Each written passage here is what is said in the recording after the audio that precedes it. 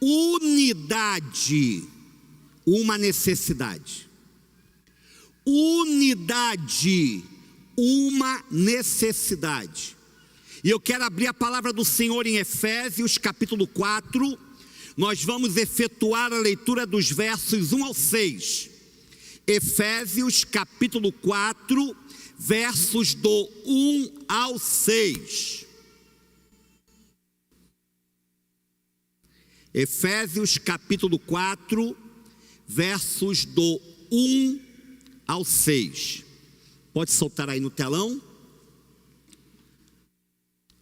Vamos fazer essa leitura a uma só voz? Vamos lá comigo, juntos, igreja. Como prisioneiro no Senhor, rogo-lhes que vivam de maneira digna da vocação que receberam. Sejam completamente humildes e dóceis, e sejam pacientes, suportando-vos uns aos outros com amor. Façam todo o esforço para conservar a unidade do Espírito pelo vínculo da paz. Há um só corpo e um só Espírito, assim como a esperança para a qual vocês foram chamados é uma só. Há um só Senhor, uma só fé, um só batismo, um só Deus e Pai de todos, que é sobre todos, por meio de todos e em todos. Amém? Leitura poderosa essa.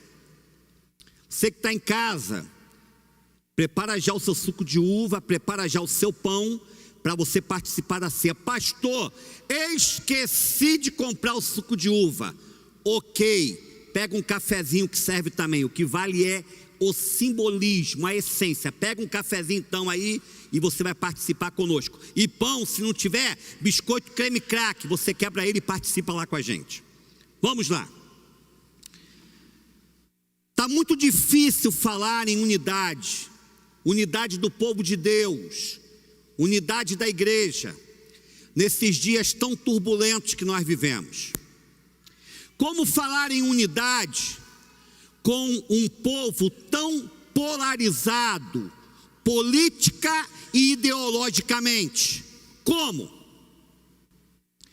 falar de unidade quando nós temos uma igreja que está sendo impedida de se reunir na maior parte do Brasil, nas cidades chamadas cosmopolitas ou maiores?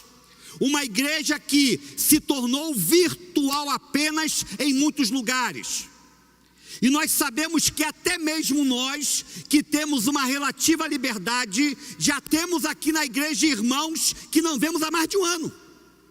Há pessoas que eu não vejo há mais de um ano. E pessoas para quem dirijo mensagens no WhatsApp, mensagens no Instagram, e sequer me respondem. Estão fora da unidade.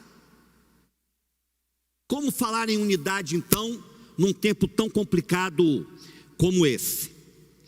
Nós vamos ver isso em Efésios capítulo 4, do 1 ao 6. Eu espero ter algumas respostas para esta pergunta com base nesse texto bíblico.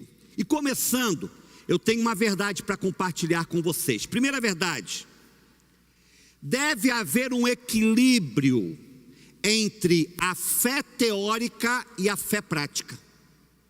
Deve haver um equilíbrio entre a fé teórica e a fé prática. Vamos lá? Olha o que diz o versículo 1 de Efésios 4. Pode colocar aí. Como prisioneiro no Senhor. Lembrando que Paulo escreve esta carta da prisão. E lembrando que Paulo se julgava um escravo no Senhor. Escravo no bom sentido. Como prisioneiro no Senhor, rogo-lhes, imploro-lhes, que vivam de maneira digna, vivam de uma forma digna, ajustada à vocação, ao chamado, ao ministério, ao comissionamento que vocês receberam.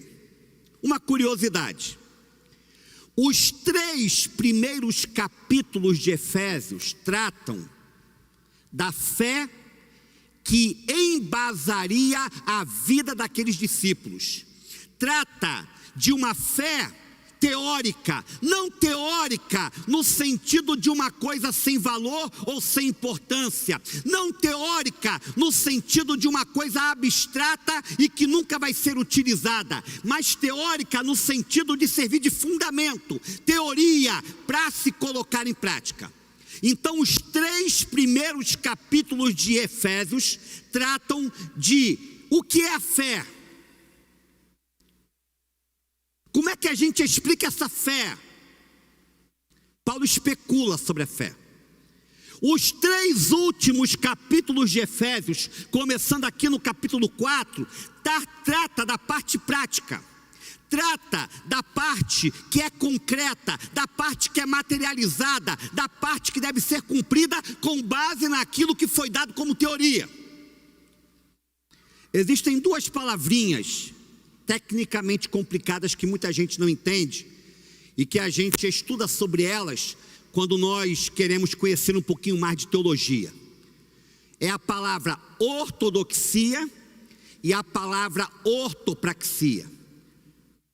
O que significa a palavra ortodoxia? Forma correta.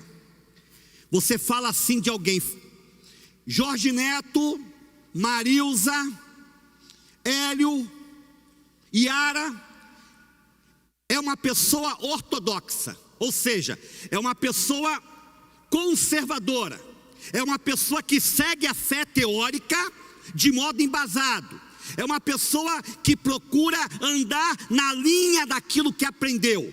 Os ortodoxos são aqueles que não estão abertos para inovações, são aqueles que não aceitam novidades, são aqueles que não aceitam discussões de coisas que surjam de repente. E tem uma outra palavra, o ortoprático. O que é ortoprático? O ortoprático, ele se preocupa com a prática correta. Por exemplo, no culto, como é que a gente tem que cultuar? Pode levantar as mãos? Não pode levantar as mãos? No meu viver cristão diário, eu posso usar uma saia muito curta, que deixa as pernas de fora? No meu viver diário, eu posso usar de um dinheiro que não me pertence e que está ali à minha frente, colocado pelo meu chefe para pagar uma conta na semana que vem, mas eu preciso desse dinheiro hoje e eu penso que eu vou poder repô-lo, então vou usá-lo agora. O ortoprático é aquele que se preocupa com a ação correta. Qual é o correto então? Ortodoxo ou ortoprático? Os 2. Eu tanto tenho que ter um embasamento adequado na minha fé, quanto eu tenho que vivê-la de modo prático, de forma adequada também. Então o que isso tem a ver com a unidade? Vamos lá. A unidade exige de mim um conhecimento bíblico certo, um conhecimento bíblico adequado. Eu preciso entender o que é a igreja. Igreja é comunidade, igreja é ajuntamento de santos. Igreja não é uma mera aglomeração de pessoas que se reúnem num domingo à noite, num domingo pela manhã, para participar de um culto festivo. Igreja é família, irmãos. Eu tenho que entender isso. Eu tenho que ter isso de modo bem ortodoxo na minha mente. E em seguida, após ter entendido esse conceito, eu preciso colocar em prática o que eu aprendi. Aí vem a ortopraxia. Eu tenho que viver essa igreja, eu tenho que experimentar essa igreja, eu tenho que buscar que esta igreja se torne uma realidade concreta para mim e para aqueles que me rodeiam. Está claro isso para os irmãos? Então, para que essa unidade se torne algo concreto no meio de nós, deve haver um equilíbrio entre a fé teórica e a fé prática. Não basta saber, tem que fazer. Não basta fazer, tem que saber. Eu tenho que saber o certo e fazer o que é certo. Ok, igreja? Amém? Segunda verdade. Os meus sentimentos em relação a você demonstram se a minha fé é verdadeira ou falsa. Os meus sentimentos em relação a você demonstram se a minha fé é verdadeira ou falsa. Vamos lá, versículo 2, olha o que diz, vamos lá. Efésios 4, versículo 2. Sejam completamente humildes e dóceis, e sejam pacientes, suportando uns aos outros com amor. Deixa o texto aí na tela. Olha as qualidades que Paulo está falando aí: humildade, docilidade, paciência e suportar uns aos outros com amor ou em amor, como temos em outras versões. Todas estas qualidades estão relacionadas a relacionamentos. Pois eu pergunto, olha aqui para mim, você que está em casa, alguém pode demonstrar humildade na solidão? Sim ou não? Você pode demonstrar que você é humilde vivendo sozinho, isolado de todo mundo? A humildade se mostra em relação a quem? Ao outro, ao próximo. A docilidade, ou seja, aquele caráter dócil, aquele caráter contagiante, amoroso. Alguém pode demonstrar também isso no isolamento? Sim ou não?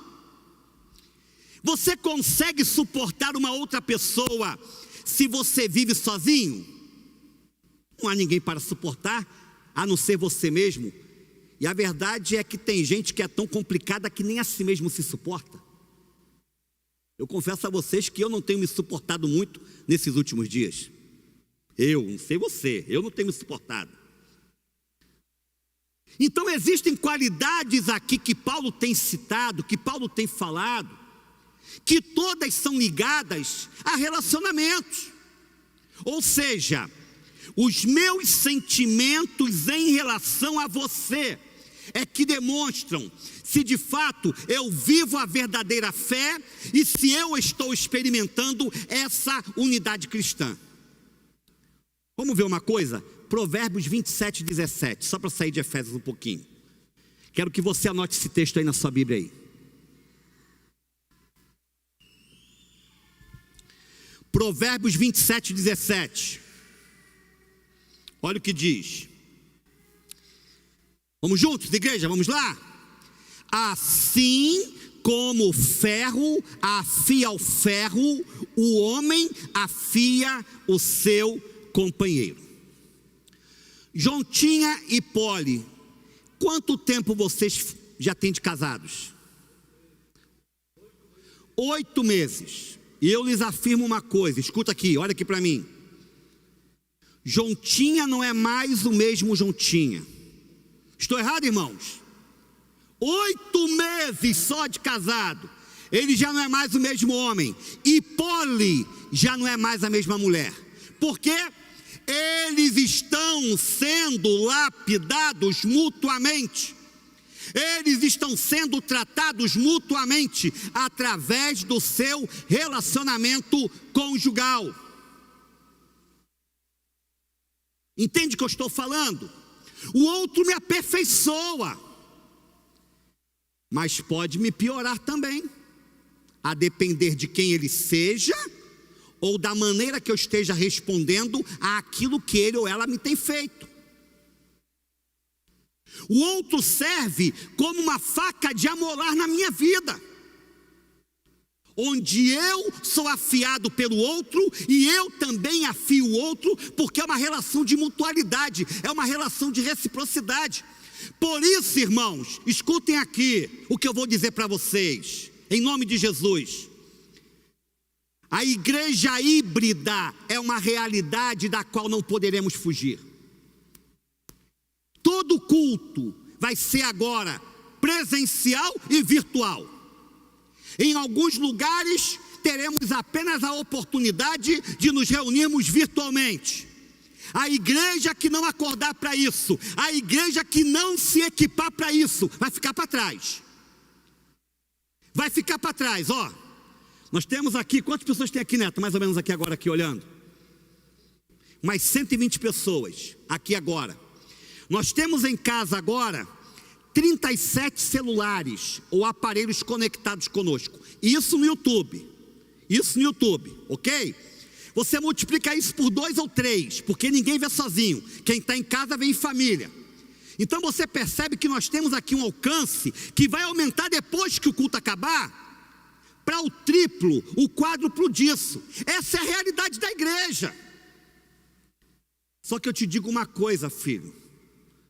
Por mais que a igreja virtual esteja em ascensão e em moda, nada vai substituir o contato tete a tete, olho no olho, pele na pele. Sabe por quê? Porque eu não vou ser transformado por você apenas olhando você numa tela de computador, de celular, de TV. Eu serei transformado por você quando eu tiver que conviver com você, suportar você, saber quem você é. E a mesma coisa você em relação a mim. Está claro isso, queridos? Então a qualidade dos nossos sentimentos em relação ao próximo define se de fato vivemos a unidade de Cristo ou a unidade da igreja. Terceira verdade: a unidade é fruto de esforço. Repita comigo isso, vamos juntos? A unidade é fruto de esforço. Vamos lá, versículo 3, Efésios 4, versículo 3, parte A. Olha o que diz: façam todo o esforço para conservar o quê? A unidade do Espírito. Façam todo o esforço para conservar a unidade do Espírito. Existem tentações que visam atrapalhar a nossa integração, a nossa unidade cristã. E se nós não lutarmos contra essas tentações, nós não seremos unidos jamais. Eu quero convidar você nessa manhã a se levantar. Escute isso, igreja. Você que está em casa, eu quero convidar você nessa manhã a se levantar como um promotor da paz, da concórdia, da harmonia, dos relacionamentos marcados pela estabilidade, e não como um levantador de contendas, colocando mais fogo ainda na lenha que já está queimando. Eu quero convidar você a entender que você é filho do príncipe da paz. O príncipe da paz habita no seu coração, é Jesus Cristo. Então, se você percebeu que há alguma coisa à sua frente, ao seu redor, que está cheirando mal em relação à comunhão da igreja, em relação à unidade da igreja, levante-se na autoridade do Espírito Santo de Deus e lute pela unidade do corpo de Cristo. Seja um fomentador da paz e não da desunião. Por isso Paulo disse: façam todo o esforço para conservar a unidade do Espírito. Agora olha que interessante, vem uma quarta verdade. Parece uma contradição em relação à terceira verdade, mas não é. Olha o que eu vou te dizer agora, quarta verdade. Nós não temos que criar a unidade. Vou repetir. Nós não temos que criar a unidade. Ela já existe como fruto da atuação do Espírito no meio da igreja. Ela já existe como fruto da atuação do Espírito no meio da igreja. Volta para o versículo 3 aí, por favor. Hadassah. O versículo anterior, isso. Façam todo o esforço para conservar o que, irmãos? A unidade de quem? Do Espírito, pelo vínculo da paz. Paulo não diz, faça o esforço para criar a unidade, faça o esforço para iniciar a unidade, mas ele diz conservar. Por quê? Porque o Espírito vive em unidade. O Espírito é um com o Pai, o Espírito é um com o Filho, temos aí a Trindade. E o Espírito está na igreja, e a igreja está no Espírito de forma indissociável. De modo que a unidade é a marca intrínseca, é a marca primeva do Espírito Santo de Deus. Então qual é a minha tarefa? Qual é a sua tarefa? Nós precisamos ser como sal, conservando, impedindo o apodrecimento das relações, impedindo a degeneração dos relacionamentos, impedindo a desintegração da comunhão, impedindo qualquer tipo de esfacelamento da nossa unidade, porque quem nos torna um não sou eu com a minha força de vontade, não é você com a sua cordialidade, com a sua gentileza, é o Espírito Santo de Deus. E nós temos que andar em sintonia com Ele continuamente. Mentes antenadas no Espírito estarão sempre buscando conservar a unidade da igreja. Tremendo isso. A gente só tem que ouvir mais o Espírito, irmãos. A gente tem que estar mais aberto para o Espírito de Deus. Senhor, o que tu queres de mim, Espírito Santo? Tu queres me usar como? Nesse ministério que tu me deste, na vida da tua igreja da qual faço parte, nesse corpo, nessa família que o Senhor me deu e me encaixou. Como é que eu posso ser bênção? Senhor, se eu estou sendo instrumento de discórdia, me perdoa. Espírito Santo, me limpa e me perdoa pelos meus pecados, se eu estou sendo instrumento de desintegração do teu corpo.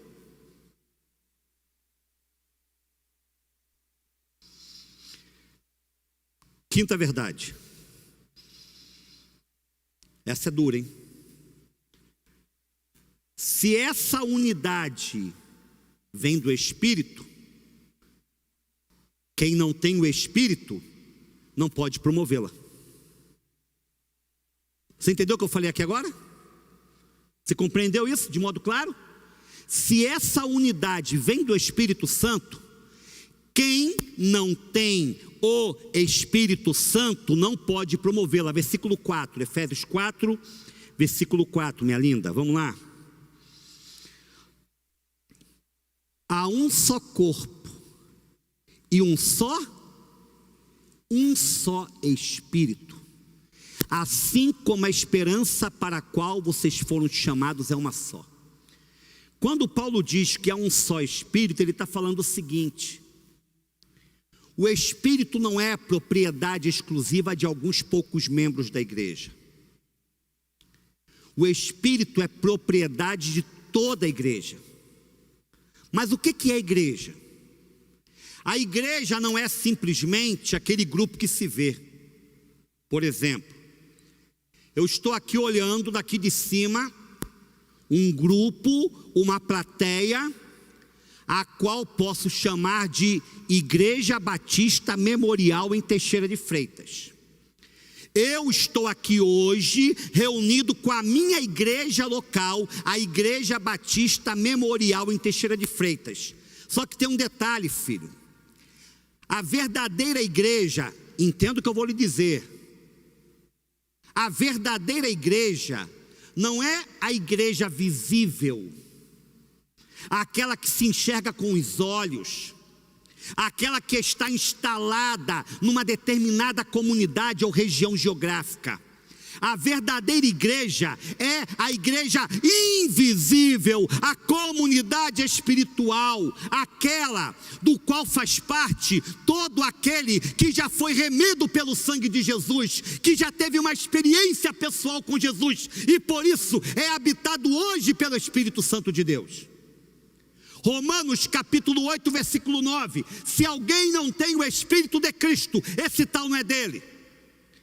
Então, para nós vivermos nessa unidade do Espírito, para nós manifestarmos essa unidade do Espírito, nós temos que ter o Espírito Santo de Deus. E a quem é dado o Espírito? A quem se converteu genuinamente em Cristo Jesus. Você já é um convertido em Jesus? A sua vida é do Senhor Jesus?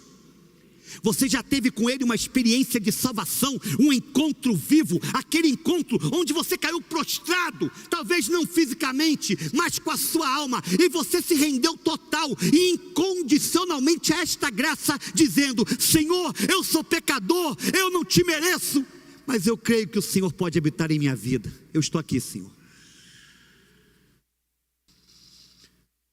Sabe por que a gente tem, irmãos? Vou falar uma coisa séria aqui. Sabe por que a gente tem tanta gente complicada na igreja?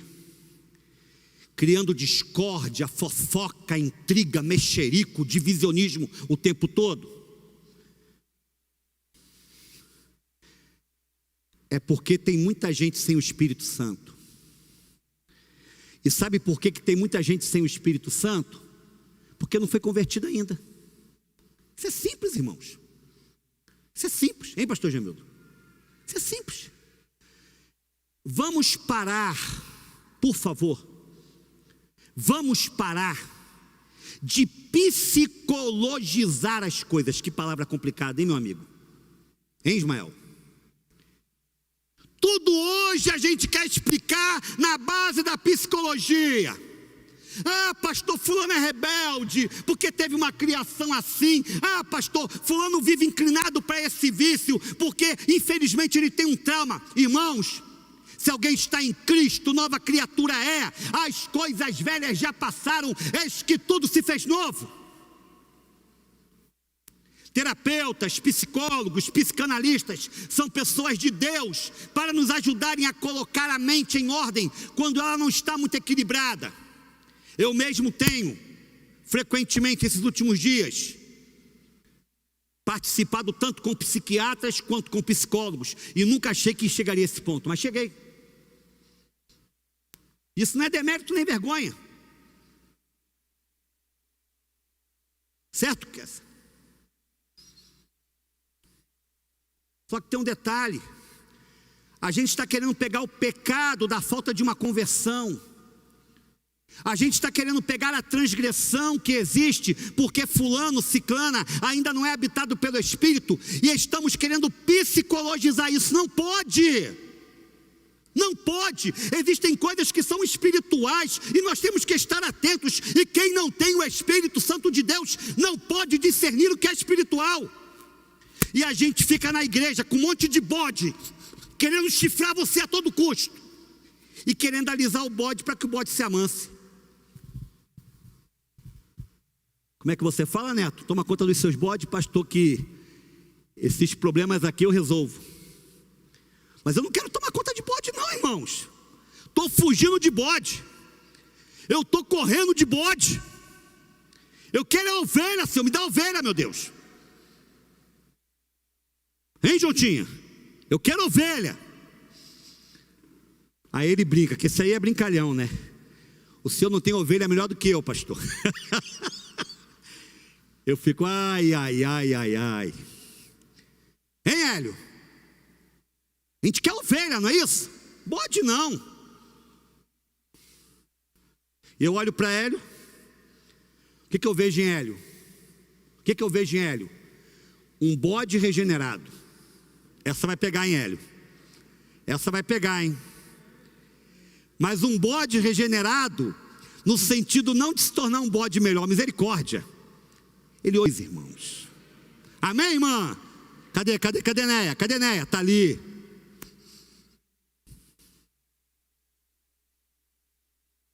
Sexta e última verdade. Preciso terminar tudo antes das 11 horas, que eu tenho um compromisso importante às 11 horas da manhã. Mas o culto em primeiro lugar. Se Deus quiser falar mais aqui, a gente vai ficar aqui até meio-dia. Ih, vai ter um monte de gente que vai se levantar. Amém, flamenguistas e palmeirenses? Ih, que amém sem convicção. Última verdade. Essa unidade é maior do que qualquer coisa que possa nos dividir. Eu quero repetir isso. Quero fechar minha mensagem com essa palavra. Essa unidade é maior do que qualquer coisa que possa nos dividir. Vamos lá, versículo 6, para encerrarmos a palavra dessa manhã e irmos para a ceia do Senhor, e a sessão está bem curtinha. Versículo 6, não, me perdoa, 5 e 6. 5 e 6. Comigo, vamos, igreja. Há um só Senhor, uma só fé, um só batismo, um só Deus e Pai de todos, que é sobre todos, por meio de todos e em todos. Que palavra, irmãos. A gente fica inventando coisa para dividir a gente. Um é a favor de Bolsonaro, o outro é a favor de Lula, o outro é contra os dois. Um é flamenguista, o outro é corintiano, não sei como é que pode isso. O outro é vascaíno. Um gosta do vermelho, o outro gosta do amarelo. E a gente se prende a essas minúcias, a esses detalhes, para dizer com quem a gente quer ter comunhão, com quem vale a pena estar. Amados, o que nos une é imensuravelmente maior do que aquilo que nos separa. A palavra é clara, olha só aqui, ó. Nós fazemos parte de um só corpo, há um só Espírito dentro de nós, nós temos um só Senhor, uma só fé, um só batismo, um só Deus e Pai de todos. Isso aqui quebra qualquer tipo de diferenciação. Isso aqui joga por terra qualquer tipo de divergência que possa me afastar de você. Você pode não concordar comigo em todos os pontos, você pode não gostar do que eu goste, você pode não se achegar às coisas que me são agradáveis, mas aquilo que nos uniu será eternamente maior do que qualquer questão humana que possa nos separar. Acabou. Pedro era o apóstolo para os judeus, Paulo era o apóstolo para os gentios. Tiveram conflitos, tiveram problemas, mas no final está lá Pedro, na carta dele, falando bem de Paulo. Eles não permitiram que detalhes na visão cristã deles interferissem na sua comunhão.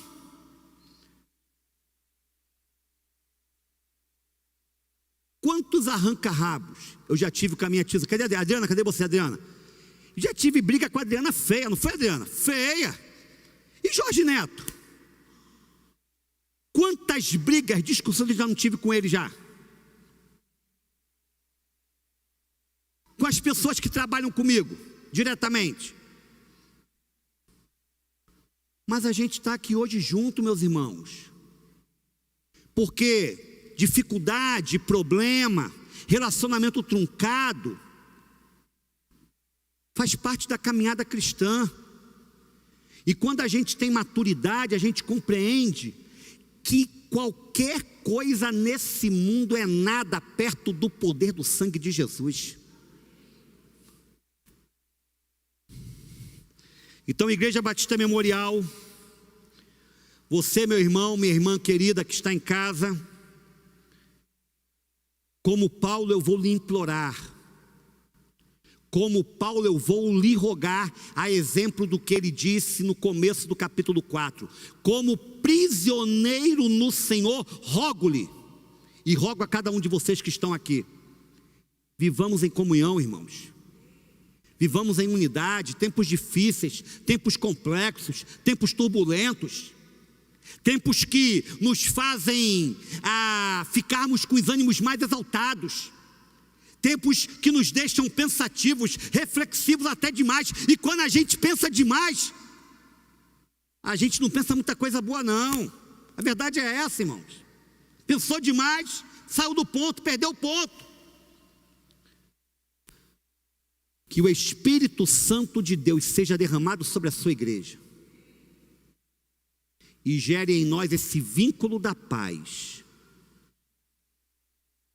que nos faz vivermos a realidade de sermos membros de um mesmo corpo, o corpo de Cristo. Amém?